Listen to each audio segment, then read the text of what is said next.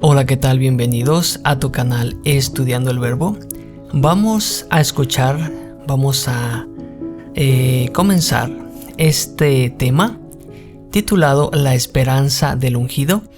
Este tema es un tema en podcast, no es como tal un video, sino un podcast, es un audio, pero lo vamos a pasar muy padre, así como cuando es un programa de radio, ¿vale? De esos programas de radio clásicos, pero vamos a hacerlo con la palabra de Dios. Gracias por estar conmigo, mi nombre es Toño García. Y bueno, vamos a comenzar con este maravilloso tema. Vamos a narrar lo que sigue. Bueno, ¿qué tenemos como introducción? Tenemos que este tema de la esperanza del ungido nos estamos basando en 1 Samuel 16 del 18 al 23.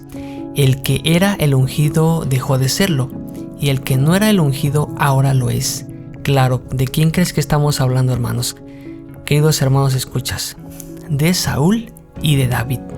El cambio en Saúl y en David era muy notable.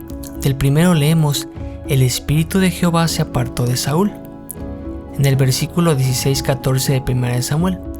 Del segundo leemos: el espíritu de Jehová vino sobre David. Es decir, de uno se fue y del otro llegó. Pero ¿cuál fue la razón? Sigamos con este tema. En todo tiempo Dios se provee de ungidos. En todo tiempo Dios tiene esas personas que Él considera que tienen la suficiente fe para ser tomados como sus instrumentos. Ellos no son imprescindibles. Cuando Dios los tiene que cambiar, simplemente los cambia, hermanos. Por eso no debe de haber vanagloria en ninguno de nosotros porque somos primeros ancianos o pastores o directores de algún ministerio, porque Dios, cuando Él gusta, nos cambia, ¿sale? Entonces, siempre humildes, no perder el piso. Saúl dejó de ser el ungido por la desobediencia a Dios.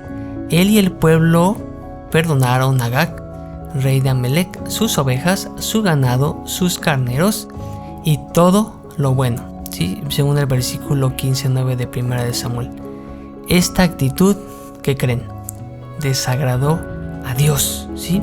El Señor le habló al profeta Samuel y le dijo: me pesa haber puesto por rey a Saúl, porque se ha vuelto en pos de mí y no ha cumplido mis palabras. Versículo 15-11. ¿Sí? Entonces toda esa noche, hermanos, Samuel se la pasó en oración, ¿sí? Temprano en la mañana fue al encuentro de Saúl y al llegar le dijo: Saúl ha venido a Carmel. He aquí se levantó un momento, dio la vuelta y pasó adelante y descendió a Gilgal. ¿Pero para qué? Bueno, vamos a seguir. Se levantó un momento. El ungido tiene que cuidarse de la tentación de levantarse o dejar que levanten un momento. Si el ungido es verdaderamente espiritual, hermanos, rechazará todo lo que pueda traerle gloria personal, ¿sí? Y hacerlo el centro de su ministerio. Sí, es decir, hermanos, pues no podemos cuando tomamos un cargo siquiera comenzar en pensar en nuestra propia vanagloria.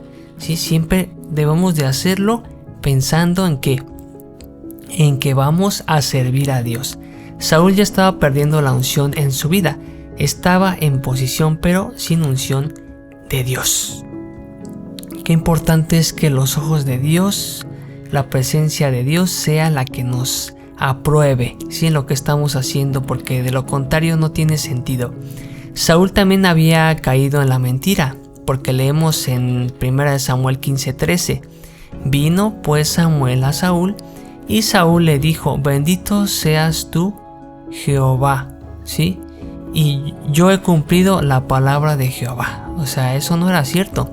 Conocía la palabra de Dios, pero no la cumplía, no la obedecía, la tenía en mente, pero no en el corazón. Y eso nos pasa mucho a nosotros, ¿sí?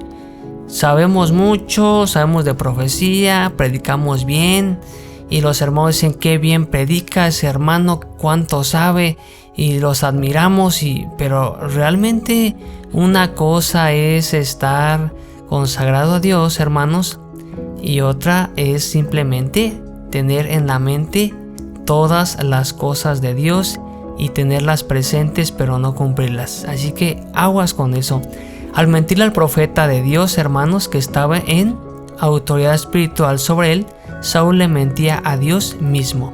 Samuel le confrontó con este interrogante: pues qué balido de ovejas y bramido de vacas es este que yo oigo en mis oídos. Fíjense la analogía que el profeta Samuel hizo, ¿no? ¿Cómo lo comparó?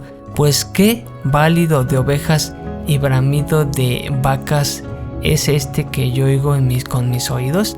Y bueno, en el versículo 15 Saúl trató de justificar su desobediencia por culpar al pueblo y buscar granjearse el agrado de Dios.